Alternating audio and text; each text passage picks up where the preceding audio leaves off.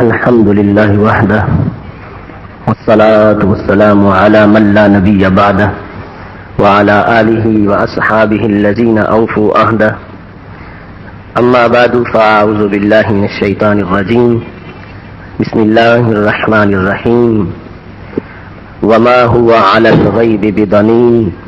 صدق الله العظيم وصدق رسوله النبي الكريم الأمين. إن الله وملائكته يصلون على النبي يا أيها الذين آمنوا صلوا عليه وسلموا تسليما. الصلاة والسلام عليك يا سيدي يا رسول الله وعلى آلك وأصحابك يا حبيب الله. مولاي صل وسلم دائما أبدا على حبيبك خير الخلق كلهم. هو الحبيب الذي ترجى شفاعته لكل عون من الأهوال مقتحم. يا أكرم الخلق مالي من ألوذ به سواك عند حلول الحادث العممي. رب صل وسلم دائما أبدا على حبيبك خير الخلق كلهم.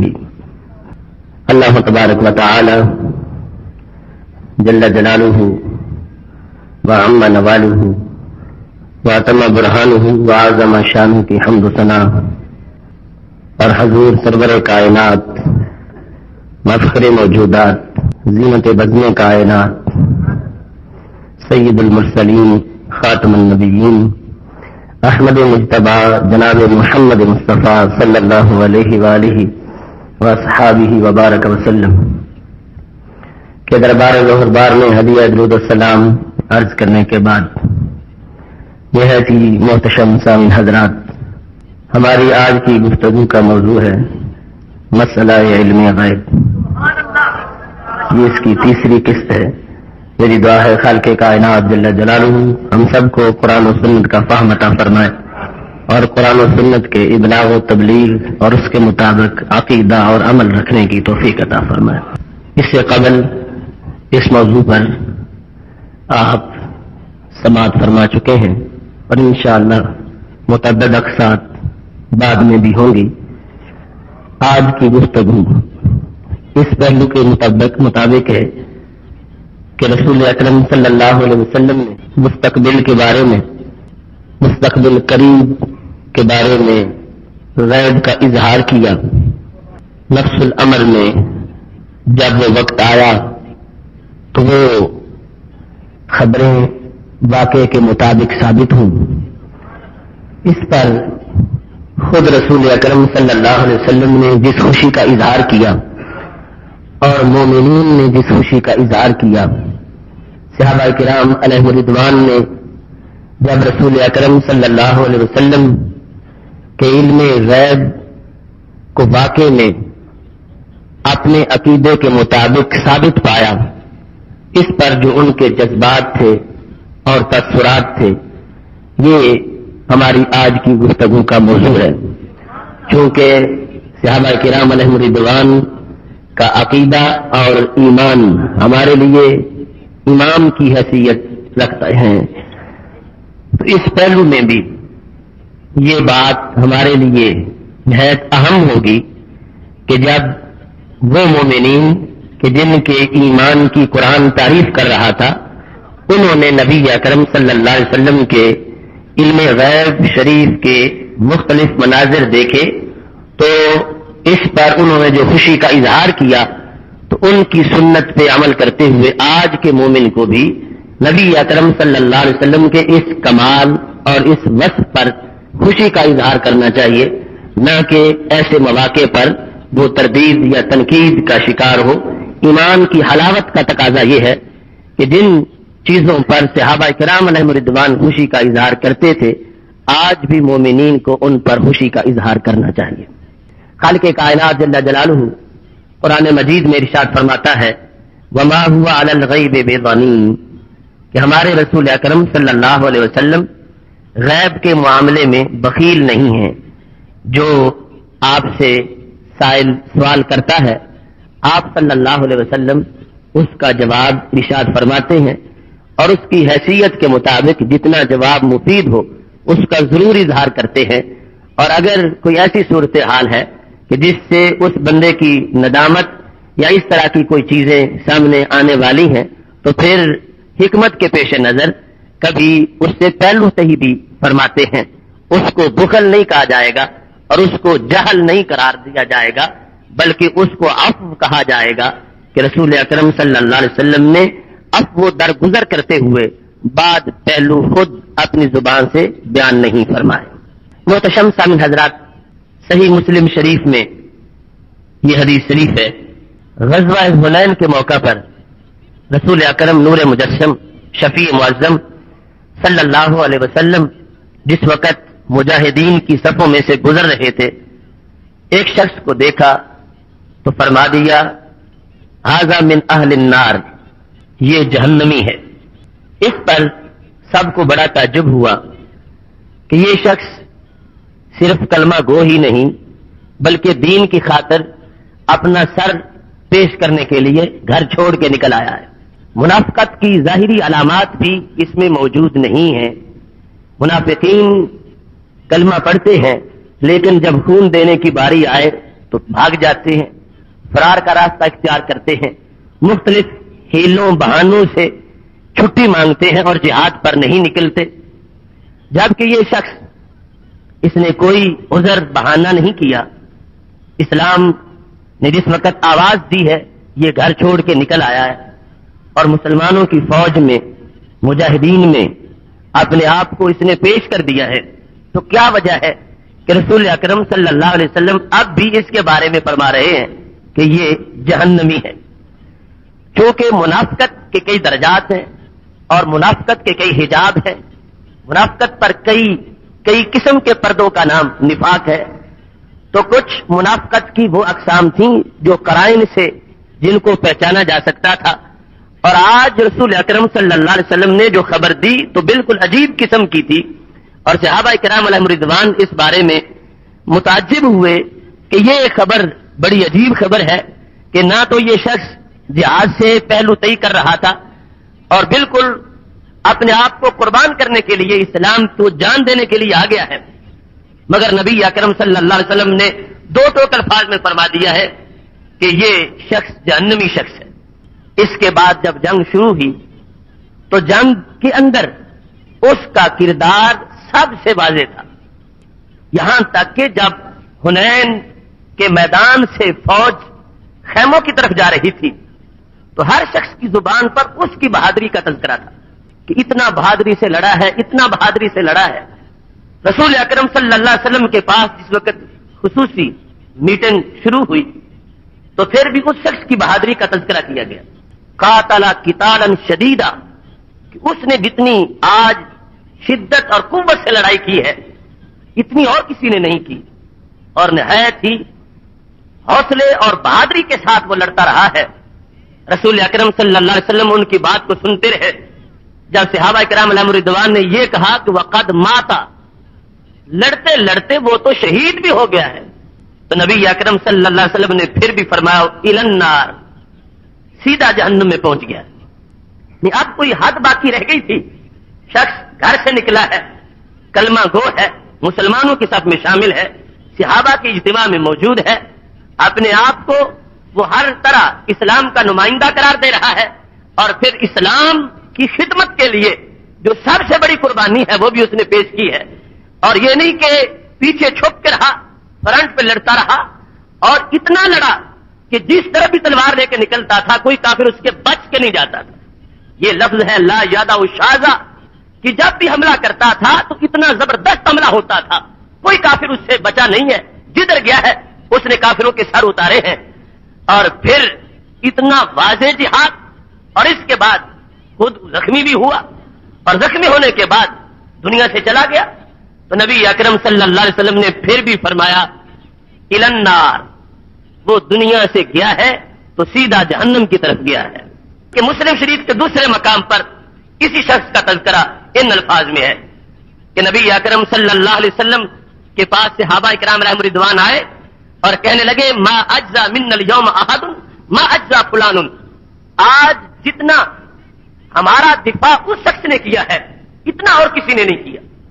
اور جس حد تک حوصلے کے ساتھ آج وہ لڑا ہے اتنا اور کوئی نہیں لڑا. جس حد تک اس نے قوت سے تلواریں چلائی ہیں اتنی اور کسی نے تلواریں نہیں چلائی. بڑا حوصلے اور جگرے والا آدمی ہے اور بڑا آج کا دن وہ اس حنین کے دن کا یعنی مین آف دا میچ قرار پائے گا. اس انداز میں صحابہ کرام علیہم رضوان نے جب اس لڑنے کو داد دی تو میرے محبوب علیہ السلام نے کہا اما انہو من اہل النار، خبردار یاد رکھو وہ جہنمی انسان ہے. یہ حدیث شریف اس لحاظ سے بھی ایک مینارہ نور ہے کہ نیکی اور یہاں تک کہ جہاد کی نیکی یہ بھی کبھی کبھی کسی برے گروہ کی، برے انسان کی اور برے شخص کی علامت ہو سکتی ہے. رسول اکرم صلی اللہ علیہ وسلم نے فرما دیا میرے صحابہ تم اس کی تعریف کر رہے ہو مگر میں کہہ رہا ہوں وہ یقیناً جہنمی انسان ہے.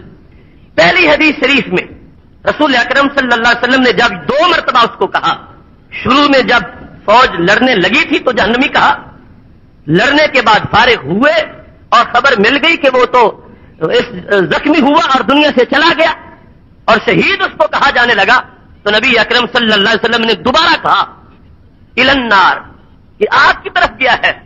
راوی کہتے ہیں کادا بعض المسلمین ان یرتابا، قریب تھا کہ کچھ مسلمان شک کا شکار ہو جائیں کہ اس بندے کا اتنا چمکتا کردار ہے اور نبی اکرم صلی اللہ علیہ وسلم فرماتے ہیں کہ یہ جہنمی ہے. قریب تھا کہ کچھ پکے مومن بھی اس کی ظاہری نیکی کو دیکھتے ہوئے شک کا شکار ہو جائیں کہ یہ کیسے ہو سکتا ہے کہ اس نے سب کچھ اسلام کو دے دیا ہے اور پکے مومنوں کا کردار اس کا ہے اور محبوب علیہ السلام فرما رہے ہیں کہ وہ جہنمی ہے. ابھی کسی نے شک کیا نہیں، کہا قریب تھا کہ کچھ لوگ شک کا اظہار کر دیتے. اتنے میں ایک شخص دوڑتا دوڑتا آ گیا. اس نے کہا یا رسول اللہ صلی اللہ علیہ وسلم انہو لم یمت ولکنہ قاتل نفسہ، وہ شخص جس کے بارے میں آپ نے فرمایا تھا کہ وہ جہنمی ہے میں اس کے پاس موجود رہا ہوں، وہ خود فوت نہیں ہوا، اس نے خودکشی کی ہے، اس نے اپنے آپ کو خود قتل کیا ہے. وہ زخمی ہو گیا تھا تو اس سے زخموں کا درد برداشت نہیں ہو سکا. اس نے تلوار کو زمین پہ رکھا، دستہ نیچے تھا، تلوار کا پھاڑا اوپر تھا، اس کے اوپر اپنا سینہ رکھا اور اس طرح تلوار اس کے سینے میں داخل ہوئی اور زخموں کی تاب نہ لاتے ہوئے وہ شخص خودکشی کر گیا اور خودکشی کرنے کی وجہ سے وہ فوت ہوا ہے. جس وقت صحابہ میں سے ایک نے آ کر یہ گواہی دی، اگرچہ نبی اکرم صلی اللہ علیہ وسلم تو پہلے ہی جانتے تھے. اس پر رسول پاک صلی اللہ علیہ وسلم نے کیا فرمایا؟ اللہ اکبر اشہد انی عبد اللہ ورسولہ، میں گواہی دیتا ہوں کہ میں اللہ کا بندہ بھی ہوں، سچا رسول بھی ہوں. اب دیکھیے یعنی خبر ایک ہوتا قرائن کو دیکھ کر کچھ اندازہ لگا کر، بالکل حالات و واقعات کے برعکس خبر تھی اور لوگوں کا جو خیال تھا اس کے بالکل برعکس خبر تھی اور اس کا نفاق لوگوں کو پتا نہیں تھا اور رسول پاک صلی اللہ علیہ وسلم اس کے نفاق سے مطلع تھے اور خودکشی سے اس پر لوگوں کے لحاظ سے بھی یہ بات واضح ہو گئی. جو شخص اپنے آپ کو اس نقطہ نظر سے ختم کرے کہ میں نے اسلام قبول کر کے خسارہ پایا ہے اور میں نے کلمہ پڑھ کے دھوکہ کھایا ہے، میرا اتنا نقصان ہو گیا ہے. محبوب علیہ السلام جانتے تھے یہ لڑے گا، لڑنے کے بعد زخمی ہوگا، جب زخمی ہو جائے گا تو اس وقت اس کا ضمیر اس کو ملامت کرے گا کہ تو کیوں لڑنے آیا تھا، تو نے اپنی زندگی برباد کر دی ہے، اب درد اس سے برداشت نہیں ہو سکے گا، خودکشی کر کے دائرہ اسلام سے بھی خارج ہو جائے گا. جو اس نقطہ نظر سے خودکشی کر رہا ہے تو میرے محبوب علیہ السلام فرما رہے تھے لوگوں تم اس کو جنتی کہتے ہو، میں اس کو جہنمی کہہ رہا ہوں. اب نبی اکرم نور مجسم شفیع معظم صلی اللہ علیہ وسلم نے خبر دی تھی اور قریب تھا کہ کچھ لوگوں کو وہ خبر خلاف واقع لگتی. ابھی کسی کا ایسا عقیدہ بنا نہیں، اتنے میں خود گواہی انہی سے آ گئی ہے صحابہ کرام علیہم رضوان کی طرف سے. تو محبوب علیہ السلام نے جب دیکھا کہ جو خبر میں نے دی تھی اب وہ لوگوں کے سامنے بھی سچی ثابت ہو گئی ہے تو اپنے علم غیب کی صداقت پر کتنی خوشی کا اظہار کیا. فرمایا اللہ اکبر، میری بات سچی ہو گئی کیونکہ اللہ سب سے بڑا ہے، اس نے میرا سینہ کھولا ہے، اس نے مجھے نبی بنایا ہے، وہ مجھے غیب کا اظہار کرتا ہے، اس نے میرے لیے ان پردوں کو اٹھا رکھا ہے۔ اللہ اکبر، یہ تھا نعرہ تکبیر، اور اس کے بعد فوراً نعرہ رسالت تھا۔ فرمایا اشہد انی عبد اللہ و رسولہ، میں گواہی دیتا ہوں کہ میں اللہ کا بندہ بھی ہوں، اس کا رسول بھی ہوں۔ محتشم صاحب حضرات، اس پوری حدیث کا پس منظر سامنے رکھتے ہوئے ہمیں اس بات کو سمجھنا چاہیے، ایک وہ وقت تھا جب الجھن بنتی جا رہی تھی، لیکن صحابہ کرام علیہم رضوان میں سے ایک فیصد اس طرف نہیں گیا تھا کہ محبوب علیہ السلام کی خبر معاذ اللہ غلط ہو سکتی ہے۔ کسی کو ابھی تک یہ خیال نہیں آیا تھا، لیکن اگر معاملہ برقرار رہتا تو راوی کہتے قریب تھا کہ کوئی ادھر چل نکلتا کہ یہ خبر جو دی تھی معاذ اللہ یہ سچی نہیں ہے۔ ابھی کوئی اس طرف نہیں گیا تھا، اور ان کے لحاظ سے بھی خبر سچی جب سامنے آ گئی تو میرے محبوب علیہ السلام نے اپنی دی ہوئی خبر جو مستقبل کے بارے میں تھی، غیب کی خبر تھی، جب اس کو سچا ثابت صحابہ میں بھی دیکھا، اللہ کی تقدیر کا بھی نعرہ بلند کر دیا، اپنی رسالت کا نعرہ بھی بلند کر دیا۔ حالانکہ ہزاروں واقعات ہوتے رہے ہیں، یہ منفرد واقعہ تھا، اتنا اہم اس کو رسول پاک صلی اللہ علیہ وسلم نے محسوس کیا۔ فوراً جب یہ خبر پہنچی، اللہ اکبر کی صدا بلند کی، اور ساتھ یہ اس بات کو واضح کیا کہ میں نے جو خبر دی تھی وہ سچی ثابت ہوئی ہے۔ لوگوں، میں اپنے بارے میں پھر گواہی دے رہا ہوں، حالانکہ کوئی شک تو نہیں تھا، پر میں گواہ ہوں اس بات کا، میں گواہی دے رہا ہوں کہ میں اللہ تعالیٰ کا بندہ بھی ہوں اور اللہ تعالیٰ کا غیب کی خبریں دینے والا رسول بھی ہوں۔ اور اس کے سوا اس وقت لفظ رسول کا ترجمہ کیا ہو سکتا ہے کہ میں نے جو خبر دی وہ واقعے کے مطابق نکلی، میں نے جو خبر دی وہ سچی ثابت ہوئی، لہذا میں گواہی دیتا ہوں کہ خدا ایک ہے، اور میں گواہی دیتا ہوں کہ میں خدا کا سچا رسول ہوں۔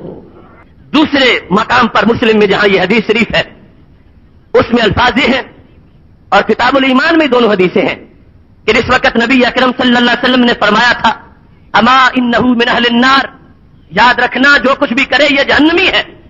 تو ایک صحابی کہنے لگے میں نے یہ طے کر لیا، باقی تو لڑیں گے، میں اس کا پہرا دوں گا، کہ رسول پاک صلی اللہ علیہ وسلم فرماتے ہیں یہ جہنمی ہے، ہمارا یقین ہے یہ جہنمی ہے، لیکن لوگوں کو بتائیں گے کہ جو خبر دی تھی سچی ثابت ہوئی تھی، اور یہ بظاہر جنتیوں والے کام کر رہا ہے۔ کہتے ہیں میں ان کے ساتھ رہا، ہر موقع پر جہاں لشکر رکتا تھا وہ رکتا تھا، جہاں لشکر تیز ہوتا تھا وہ تیز ہوتا تھا، اور بڑی تیزی سے حملے کر رہا تھا، لیکن جب زخمی ہوا خیمے میں پہنچا، میں ساتھ گیا، جس وقت اس نے تلوار نیچے رکھی، اپنے آپ کو تلوار پر گرایا، تو مجھے یقین ہو گیا کہ نبی اکرم صلی اللہ علیہ وسلم نے جو خبر دی تھی وہ سچی دی ہے۔ اب مجمع عام لگا ہوا ہے، محبوب علیہ السلام تشریف فرما ہے، بخاری مسلم کی الفاظ ہے، جب وہ مجمع میں داخل ہوتا ہے کہتا ہے اشہد انک رسول اللہ صلی اللہ علیہ وسلم، میں گواہی دیتا ہوں کہ یا رسول اللہ صلی اللہ علیہ وسلم آپ سچے رسول ہیں، میں گواہی دیتا ہوں۔ میرے محبوب علیہ السلام نے کہا اس وقت گواہی دینے کا مطلب کیا ہے؟ تم تو پہلے ہی گواہی دیتے ہو کہ میں سچا رسول ہوں۔ فرمانے لگے جو خبر آپ نے دی تھی اس وقت تو اس کی کوئی مناسبت نہیں لگتی تھی، مگر میں نے ڈیوٹی یہ دی ہے، ابھی آنکھوں سے دیکھ کے آیا ہوں، جو فرمایا تھا سچ فرمایا تھا۔ نبی اکرم صلی اللہ علیہ وسلم کا اگر یہ کوئی بس عمدہ نہ ہو، یہ کوئی فضیلت نہ ہو، یہ کوئی کمال نہ ہو، اس پر محبوب علیہ السلام خود اتنی خوشی کا اظہار کیوں فرماتے؟ صحابہ کرام علیہم رضوان ایسی خوشی کا اظہار کیوں فرماتے جو کہ اس کے مساوی ہے کہ شہادت دی جا رہی ہے، گواہی دی جا رہی ہے۔ لوگوں، ہمارا ایمان تازہ ہو گیا کہ جو محبوب علیہ السلام نے خبر دی تھی وہ سچی ثابت ہوئی ہے۔ اس میں مسلمانوں میں بھی خوشی کی لہر دوڑ گئی ہے، اور خود محبوب علیہ السلام بھی خوشی کا اظہار فرما رہے ہیں۔ اب اس منظر کو آج کے کچھ لوگوں کے رویے کے ساتھ منطبق کرو جو منصب نبوت اسے سمجھتے ہیں کہ نبی وہ ہوتا ہے جس کو دیوار کے پیچھے کی خبر نہیں ہوتی، نبی وہ ہوتا ہے جو کل کی بات بتا ہی نہیں سکتا۔ یہ کس نبی کی بات کرتے ہیں؟ حنین والے صحابہ تو اس پیغمبر کا کلمہ پڑھنے والے ہیں جو کل کی خبر دیتے ہیں، سچی خبر دیتے ہیں، اور اس پہ باقاعدہ جشن منایا جا رہا ہے، خوشی کا اظہار کیا جا رہا ہے کہ اگرچہ بظاہر کوئی کرینہ نہیں ملتا تھا، اور یہ اس بات کا حقیقت میں پس منظر تھا کہ کوئی یہ نہ کہے کہ محض گیس سے خبریں دیتے ہیں، حقیقت میں جب ہزار پردہ ہو پھر بھی ان کے لیے کوئی پردہ نہیں ہوتا، وہ بات پھر بھی سچی بتا دیتے ہیں۔ محتشم سامعین حضرات، حضرت ام حرام بنت ملحان نبی اکرم صلی اللہ علیہ وسلم کی رضائی خالہ ہے، اور ایک روایت میں حضرت عبداللہ رضی اللہ تعالی عنہ کی خالہ ہے، ام حرام بنت ملحان۔ ان کے بارے میں بخاری شریف میں یہ حدیث شریف ہے کہ رسول اکرم صلی اللہ علیہ وسلم اپنی رضائی خالہ کے گھر تشریف لے جاتے تھے اور کبھی کبھی وہاں آرام فرماتے تھے. ایک دن آرام فرما کے جب اٹھے تو حالت یہ تھی، ام حرام کہتی ہے اس پئی قاضا وہوا یضحک، نبی اکرم صلی اللہ علیہ وسلم نے جب آنکھ کھولی تو ساتھ مسکرا بھی رہے تھے. فوراً یعنی یوں ہی آنکھ کھول لی ہے، ساتھ ہی مسکراہٹ بھی جاری ہے، تبسم فرما رہے ہیں.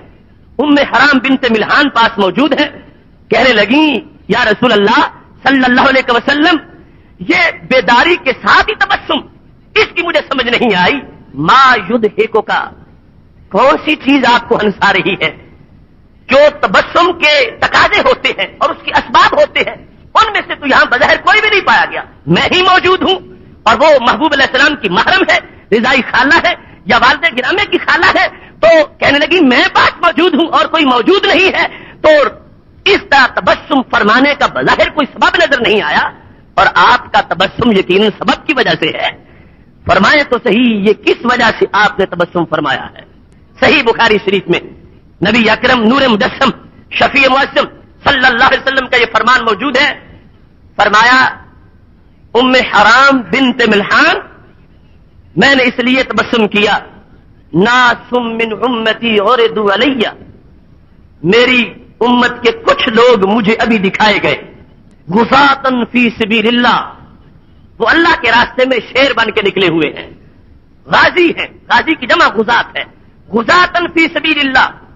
میں نے ان کو غازیوں کی طرح دیکھا، یرکبون سبج ھذا البحر، یہ جو سمندر ہے اس کی پیٹھ پر وہ سوار ہو چکے ہیں، اس سمندر کی پیٹھ پر سوار ہے اور جہاد کا جھنڈا ان کے ہاتھ میں ہے.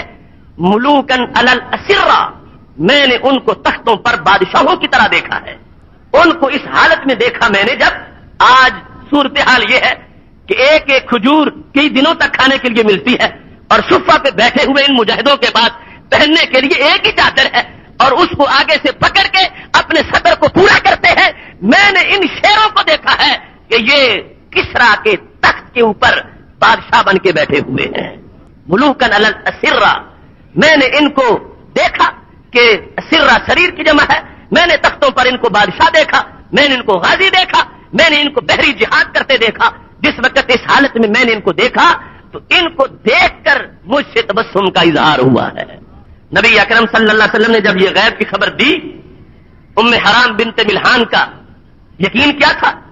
یہ نہیں کہا کہ کل کا معاملہ بھی بڑی دور کی بات ہے اور یہ تو بڑا لمبا، کیونکہ بحری جو جنگ ہوئی سیدنا عثمان غنی رضی اللہ تعالیٰ عنہ کے عہد زرعی میں حضرت عمر رضی اللہ تعالیٰ عنہ سے بار بار حضرت امیر معاویہ رضی اللہ تعالیٰ عنہ نے اجازت مانگی مگر انہوں نے اجازت نہیں دی. حضرت عثمان غنی رضی اللہ تعالیٰ عنہ کے عہد زرعی میں قبرص کے لیے سب سے پہلا بحری بیڑا گیا تھا اور اس کی بات رسول پاک صلی اللہ علیہ وسلم فرما رہے تھے. حضرت ام حرام بنت ملحان کو اتنا یقین تھا کہ ضرور ایسا ہوگا، محبوب علیہ السلام نے جو غیب کی خبر دی سچی ہوگی.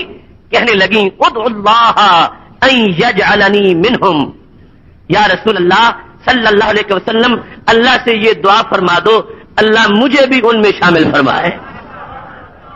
حالانکہ خاتون ہے، بظاہر ایسا کوئی چانس نہیں ہے کہ ان غازیوں میں یہ بھی شریک ہو اور شہادت کا مرتبہ مل جائے. ادعو اللہ ان یجعلنی منہم، اللہ سے دعا کر دو اللہ مجھے بھی اس پہلی پہلی جنگ کے غازیوں میں شمار کرے. نبی اکرم صلی اللہ علیہ وسلم نے کیا فدعا لہا، دعا فرما دی. اگر نفس الامر کے اندر ایسی کوئی حقیقت ہی نہ ہوتی اس کا مانگنا فضول ہوتا اور پھر اس کے بارے میں اللہ سے دعا مانگنا فضول ہوتا. رسول اکرم صلی اللہ علیہ وسلم نے مستقبل کی خبر دی، صحابیہ نے یقین رکھا اور مانگ لیا اور میرے محبوب علیہ السلام نے دعا فرما دی یہاں تک کہ وعدہ رأسہ فناما، پھر سر مبارک رکھا اور سو گئے. تھوڑی دیر کے بعد جب بیدار ہوئے استئی قضا ہوا یضحک، پھر آنکھ کھلی ہے تو مسکرا رہے تھے. جب آنکھ کھلی مسکراہٹ آئی حضرت ام حرام نے پھر پوچھا ما یضحکو کا، اب کس چیز سے تبسم آیا ہے، اس کا سبب کیا ہے؟ تو میرے محبوب علیہ السلام کہنے لگے ناس من امتی عرضوا علی یرکبون سبج ھذا البحر غزاۃ فی سبیل اللہ. اب میں نے ایک اور فوج دیکھی ہے، ایک اور فوج میں نے دیکھی ہے، میرے شیر اور دین کے غازی سمندر پہ سوار ہو گئے ہیں اور میں نے ان کو فتوحات کے دروازے کھولتے دیکھا ہے. حضرت ام حرام بنت ملحان نے جب یہ دوسری خبر سنی تو کہنے لگی ادعوا اللہ ان یجعلنی منہم، اللہ سے دعا کرو اللہ مجھے ان میں شامل فرما دے. تو میرے محبوب علیہ السلام نے کہا ام حرام نہیں، میں نے پہلی میں تجھے شامل کروا دیا ہے. مستقبل کی خبر یہ محبوب علیہ السلام کے منصب نبوت کا ایک حصہ تھا، اس پر یقین یہ صحابہ کی عظمت تھی. اور پھر مستقبل کے حالات نے جب ثابت کیا اس بات کو تو یہ بھی اہل سنت کے عقیدے کی حقانیت تھی.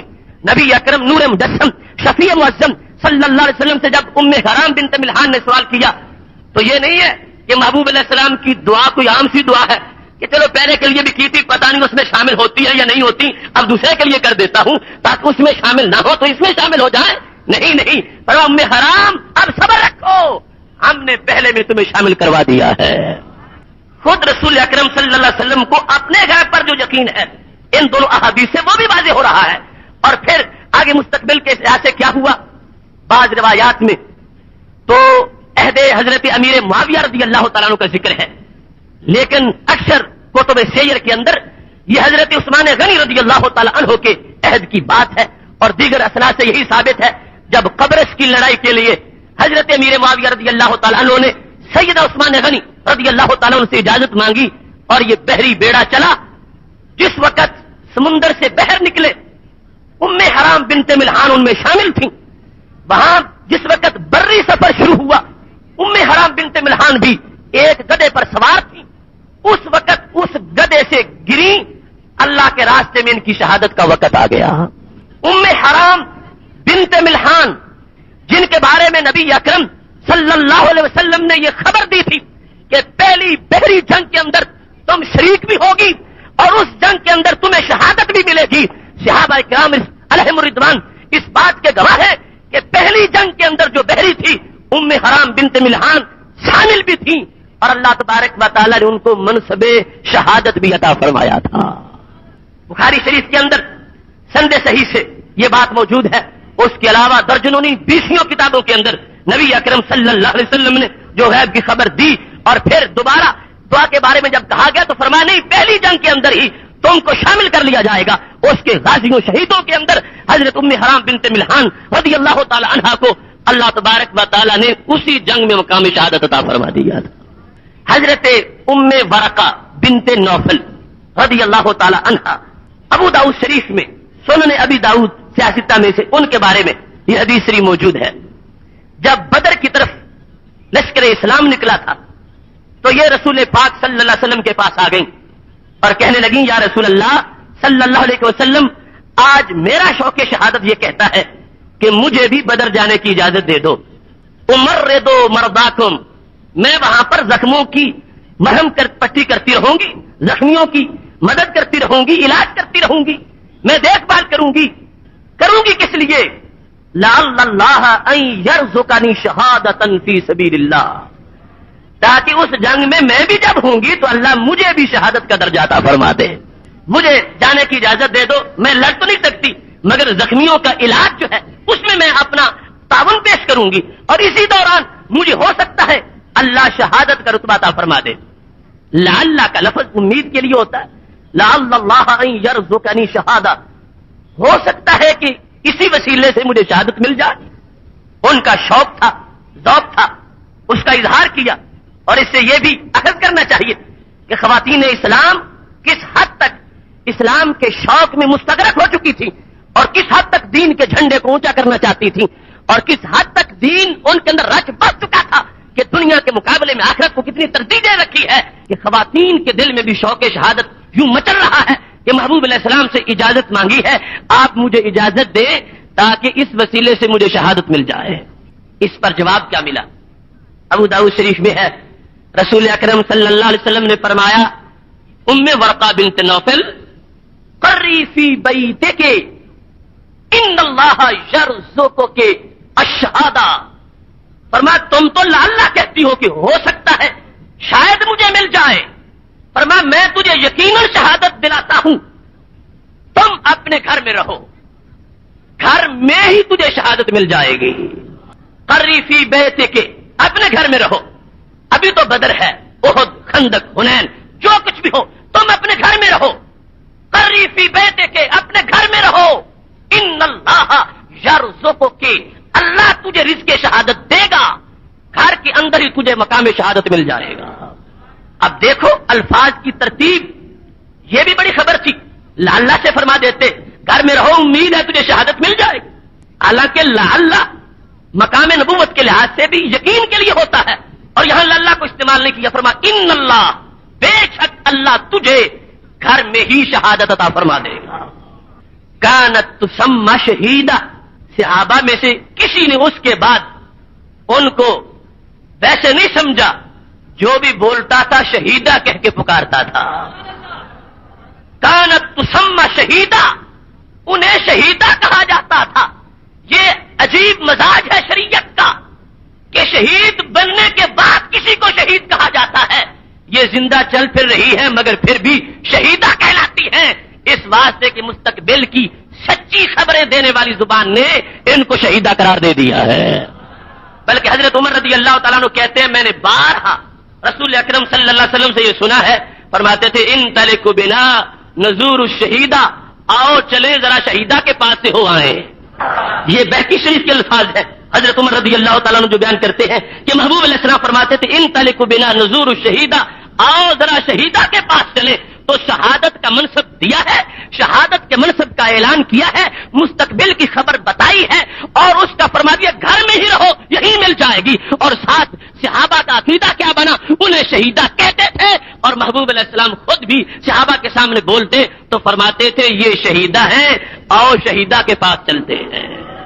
کسی کو یہ وہم نہیں ہوا کہ یا رسول اللہ صلی اللہ علیہ وسلم خبر، اور پھر اتنے دور کی خبر، اور اس کے بارے میں ایسا پکا یقین، اور سب سے یہی اقرار کروایا جا رہا ہے کہ جو شہیدہ کہتا ہے پہلے غیب مانتا ہے تو پھر کہتا ہے، ورنہ کیسے کہہ سکتا ہے؟ تو نبی اکرم صلی اللہ علیہ وسلم کی پوری امت کا مزاج یہ ہے کہ ہمارے محبوب علیہ السلام صرف کل کی نہیں، اللہ کے فضل سے جب کی چاہے سچی خبر عطا فرماتے ہیں۔ کیا ہوا؟ نبی اکرم صلی اللہ علیہ وسلم کا عہد زرین گزر گیا، وہ شہید نہیں ہوئی۔ کسی کو شک نہیں ہوا کہ محبوب علیہ السلام فرماتے تھے گھر میں رہو تو شہید ہو جاؤ گی، گھر میں رہی ہیں شہید ہوئی نہیں۔ نہ انہیں شک ہوا کہ اب میں جنگ کی طرف جاتی ہوں، گھر میں اتنے سال ہو گئے، بوڑھی ہو گئی ہوں، شہید نہیں ہوئی، میں جنگ کی طرف نکلتی ہوں۔ انہیں بھی یقین ہے کہ شہادت ملے گی، اور صحابہ کو بھی یقین ہے کہ شہیدہ ہے، لہذا محبوب علیہ السلام کے عہد زرین زہری حیات کا زمانہ گزر گیا، پھر بھی کسی نے ان کو شہیدہ کہنا چھوڑا نہیں، شہیدہ ہی کہلاتی تھی۔ سیدنا صدیق اکبر رضی اللہ تعالی عنہ کا عہد زرین گزرا، شہید نہیں ہوئی، پھر بھی شہیدہ ہی کہلواتی تھی، یہاں تک کہ جب حضرت عمر رضی اللہ تعالی عنہ کا زمانہ تھا تو دیکھو کیا سبب شہادت بنا۔ ام حرام، ام ورقہ بنت نوفل، یہ ایک منفرد صحابیہ ہے جن کے لیے ساری صحابیات میں سے منفرد جماعت کی بھی اجازت گھر میں دی گئی، اور ان کے لیے علیحدہ اہتمام تھا۔ ام ورقہ بنت نوفل، جس وقت ان کے پاس ایک غلام اور ایک جاریہ، یہ دو ان کے ملک میں تھے، انہوں نے دونوں کو یہ کہہ رکھا تھا کہ تم میری طرف سے مدبر ہو۔ مدبر اس غلام کو کہا جاتا ہے کہ جس کا مالک کہہ دے کہ میرے مرنے کے بعد تم آزاد ہو، بس اس وقت تک میں زندہ ہوں، خدمت کرو، میرے مرنے کے بعد تم میرے ورثے میں شامل نہیں ہوگی۔ ویسے تو جو زر خرید غلام ہے وہ ورثے میں آگے ورثاء کو ملتا ہے، پر میرے لیے میں نے تمہیں یہ اپنی طرف سے آزادی دے دی، اس طرح کہ میرے وصال کے بعد تم دونوں آزاد ہو۔ تو وہ بد نصیب نکلے، ایک رات دونوں نے مل کر حضرت ام ورقہ بنت نوفل کی جو چادر تھی وہی گلے میں ڈال کے ان کا گلا دبا کے ان کو شہید کر دیا، خود دونوں بھاگ گئے۔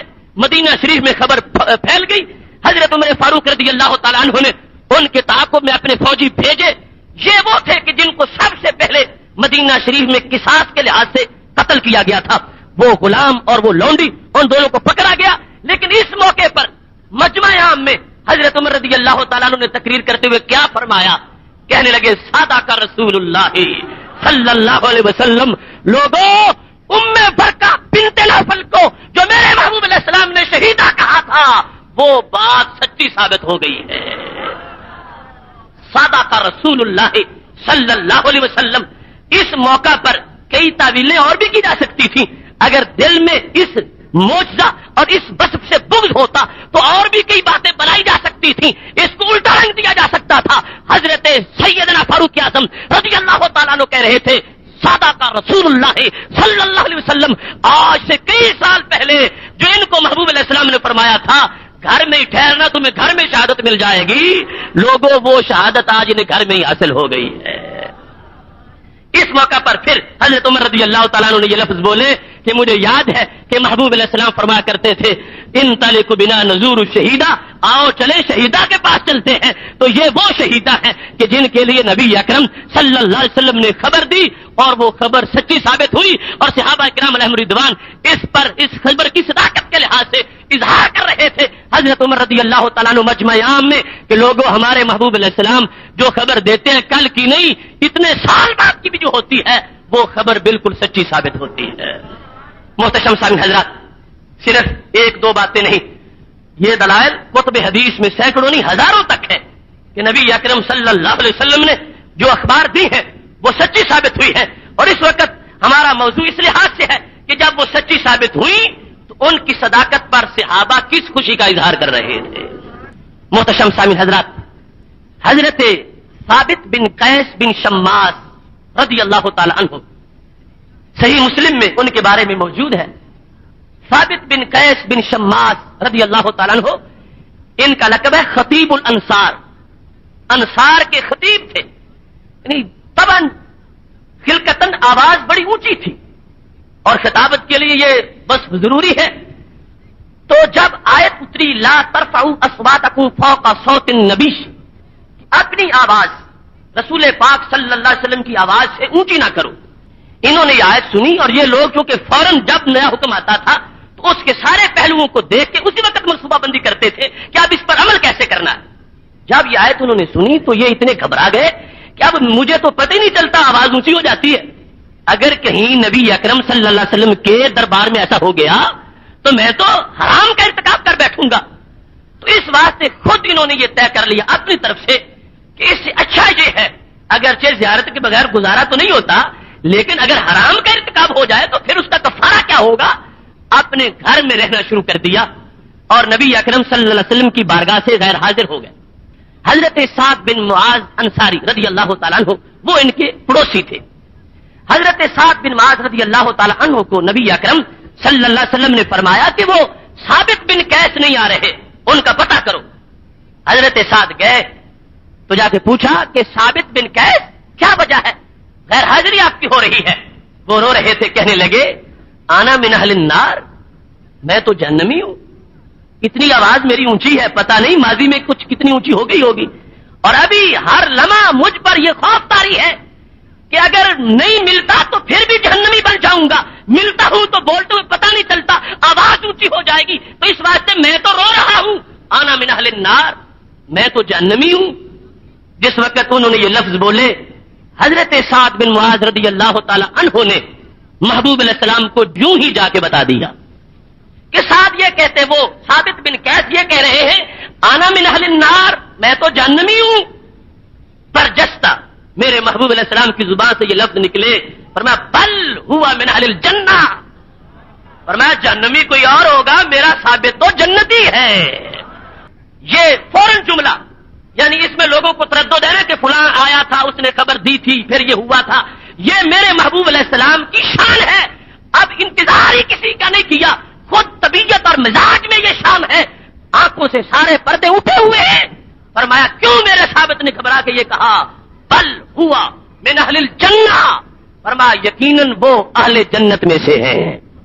جس وقت نبی اکرم صلی اللہ علیہ وسلم نے یہ خبر دی تو اس پر کیا ہوا، اس خبر کی وجہ سے جب یہ خبر دی تو صحابہ کہتے ہیں کننا نراہ یمشی بین اظہرنا رجل من اہل الجنہ، فرمایا اس کے دوران ہم کہتے تھے جس نے چلتا پھرتا جنتی دیکھنا ہو وہ ثابت بن قیس ہے۔ یمشی بین اظہرنا، جو ہمارے درمیان چل رہا ہے، ابھی یہاں ہے اور جنت میں جانے کا مرتبہ بعد میں ہے، لیکن چونکہ نبی اکرم صلی اللہ علیہ وسلم نے اس وقت جلال میں آ کے فوراً برجستہ کہہ دیا نہیں ساتھ یہ ان کو کہہ دو ثابت بن قیس کو کہ وہ جہنمی نہیں ہے بلکہ میرا ثابت جنتی ثابت ہے۔ جب رسول اکرم صلی اللہ علیہ وسلم نے یہ خبر دی، حضرت ثابت بن قیس رضی اللہ تعالیٰ عنہ کو بلایا، اور پھر یہ شان ہے اس دربار کی کہ ہر ایک کے ذوق کے مطابق اس کی ضیافت ہوتی ہے۔ اب چونکہ ان کے کئی دن رونے میں گزر گئے تھے تو فوراً دریائے رحمت جب جوش میں آیا تو میرے محبوب علیہ السلام کہنے لگے اما ترضا، اے ثابت کیا تم خوش نہیں ہوگے اس بات پر ان تعیش حمیدا وتموت شہیدا وتدخل الجنت؟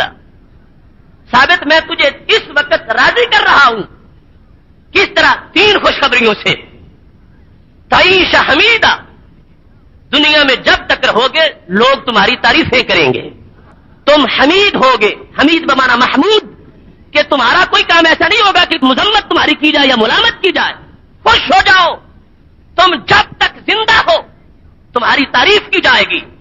وتموت شہیدا، مرنا تو سب نہیں ہے، مگر جب تمہارا وقت وصال آئے گا تو تمہیں شہادت کا تاج پہنایا جائے گا۔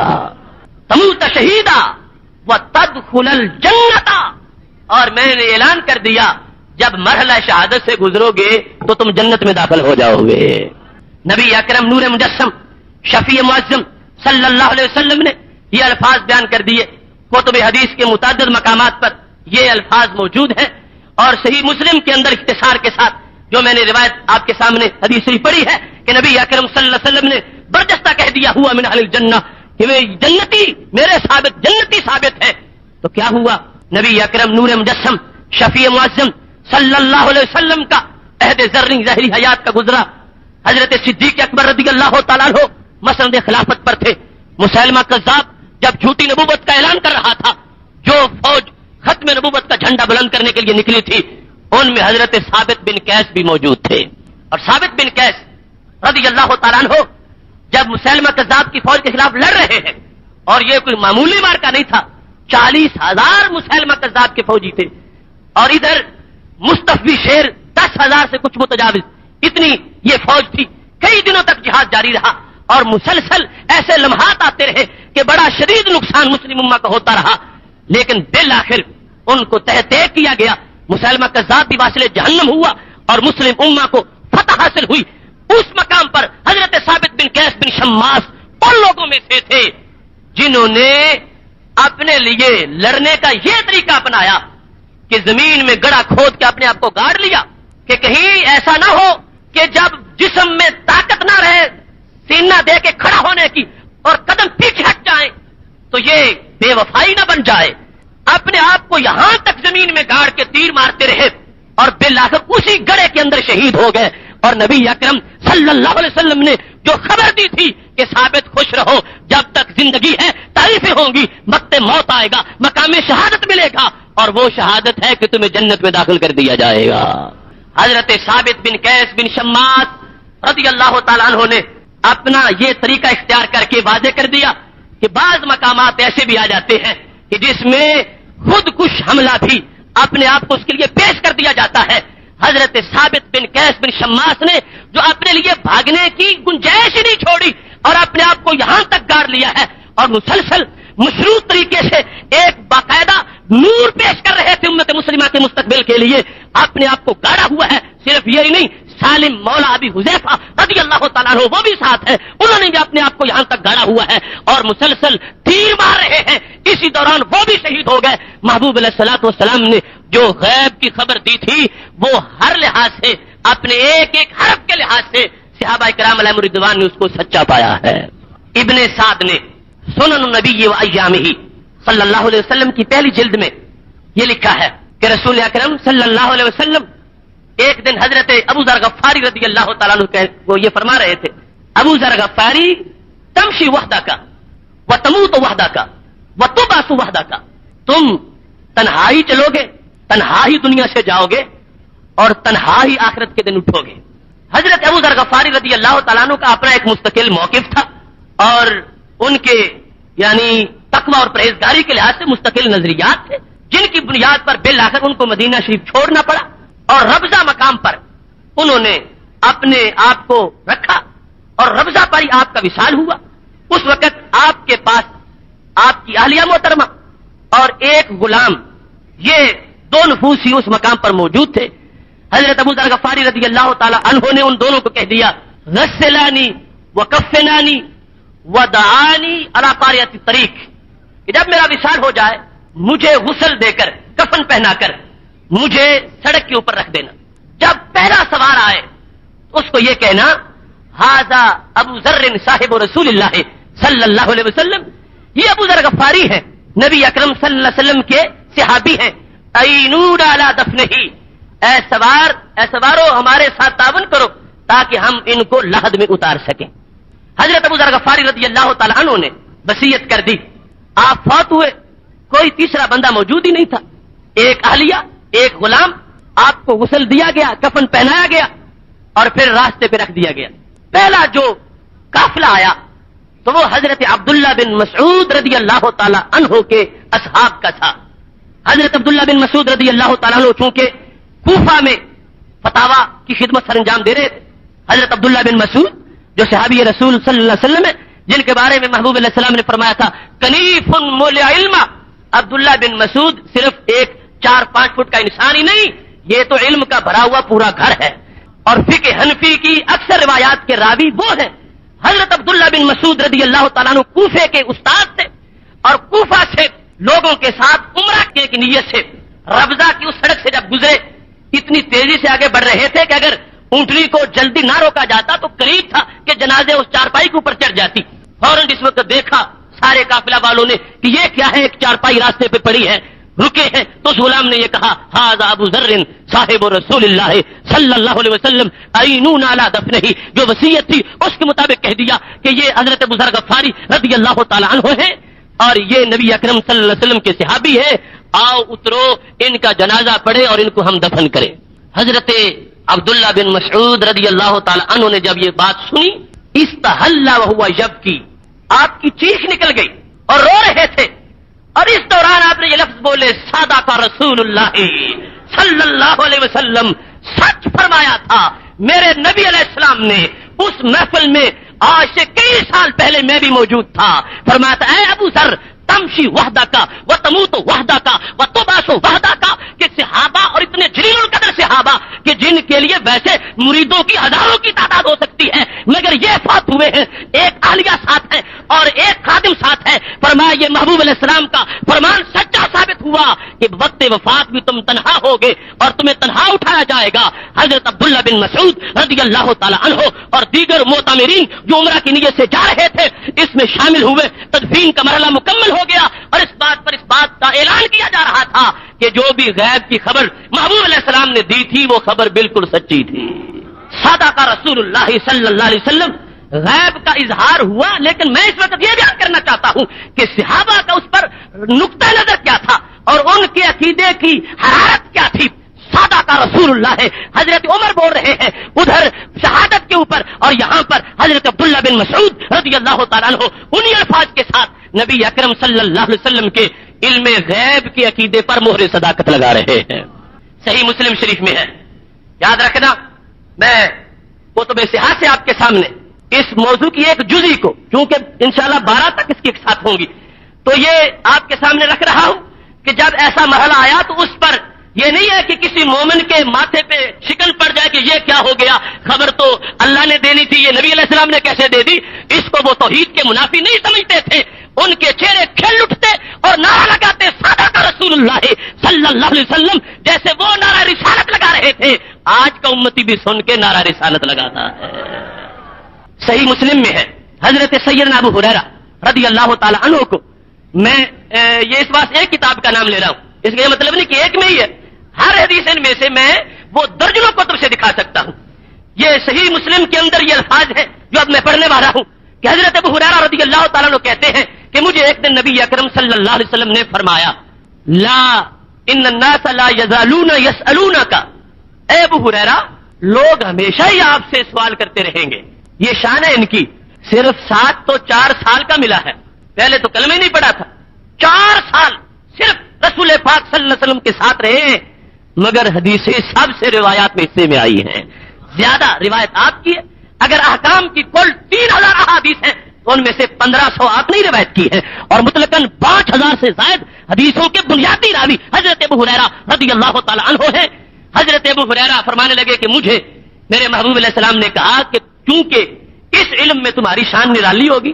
لوگ بعد میں پوچھیں گے ابو ہریرہ اس بارے میں رسول پاک علیہ السلام کا کیا فرمان ہے, اس بارے میں کیا فرمان ہے, یہ مسئلہ کیسے ہے, یہ مسئلہ کیسے ہے. فرمایا کچھ سوال کرنے والے اچھے ہوں گے لیکن کچھ سوال کرنے والے خطرناک لوگ ہوں گے. ہر دین کا سائل اس کی نیت صحیح نہیں ہوتی اور اس کا سوال بھی صحیح نہیں ہوتا اور اس کو جواب دینا ضروری بھی نہیں ہوتا بلکہ کبھی اس کو مارنا پڑ جاتا ہے. کیسے؟ حضرت ابو ہریرہ رضی اللہ تعالیٰ عنہ کہتے ہیں مجھے محبوب علیہ السلام نے فرمایا کہ لوگ آپ سے پوچھیں گے, اتنا پوچھیں گے, کوئی یہ بھی پوچھے گا اللہ خلق فمن خلق اللہ, یہ چیز وہ چیز یہ ساری تو اللہ نے بنائی ہے. ابو ہریرہ یہ بتاؤ اللہ کو کس نے بنایا؟ فرمایا جس وقت ایسا لمحہ آ جائے اس وقت ابو ہریرہ اعوذ باللہ پڑھنا. اور میں تجھے بتا رہا ہوں یہ وقت آئے گا کہ جب تجھ سے بین ہی یہ سوال ہو جائے گا.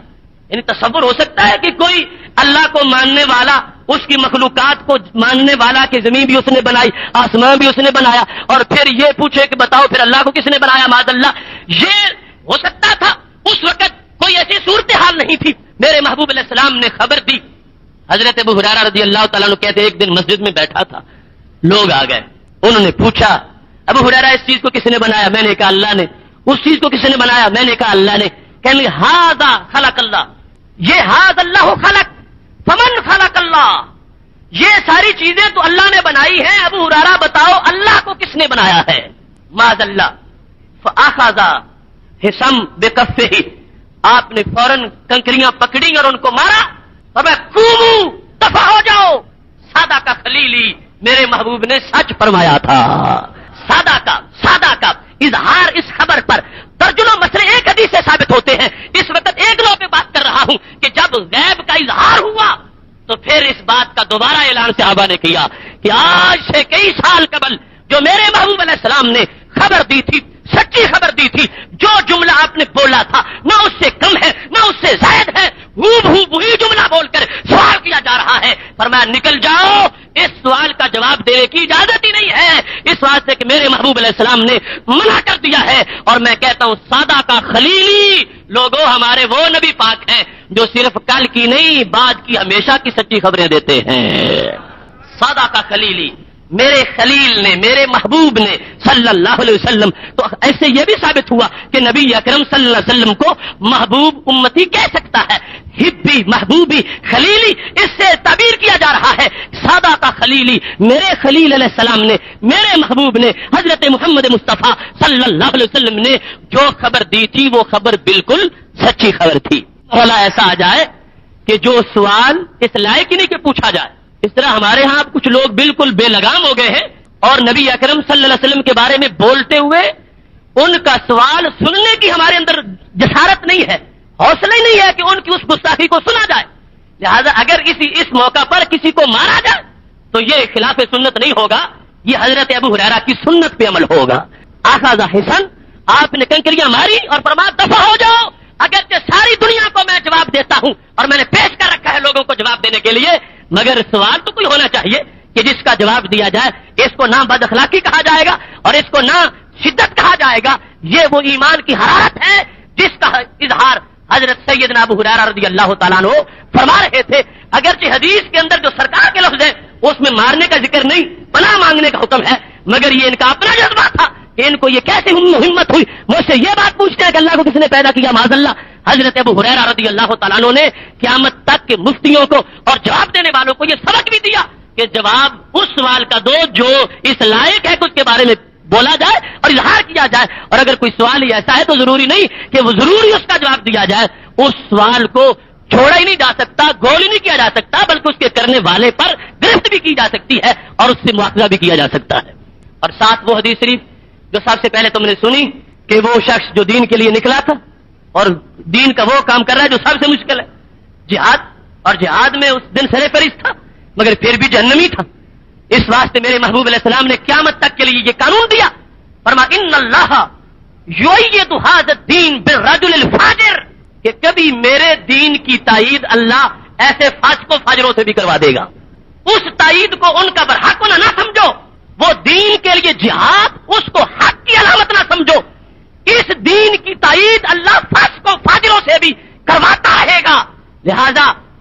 نماز محض کسی کے حق ہونے کی دلیل ہے، نہ کوئی کار تبلیغ برحق ہونے کی علامت اور معیار ہے، اور نہ ہی کسی کے جہاد کا پراپگنڈا اور اس کی یہ شہرت اور اس پہ یہ جانا، یہ سارے اس سوائے عقیدہ صالحہ کے صحیحہ کے برحق ہونے کی علامت نہیں بن سکتا۔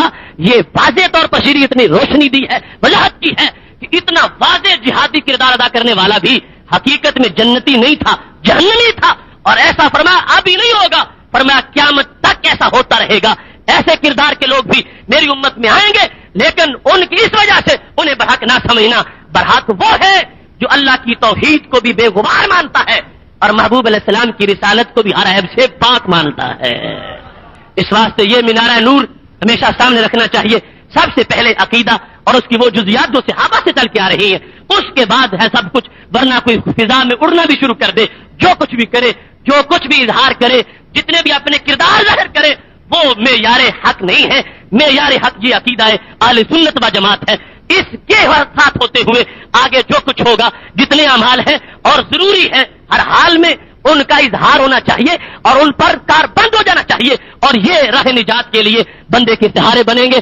اللہ تبارک و تعالی مجھے اور آپ کو عمل کی توفیق عطا فرمائے۔ وآخر دعوانا الحمدللہ رب العالمین۔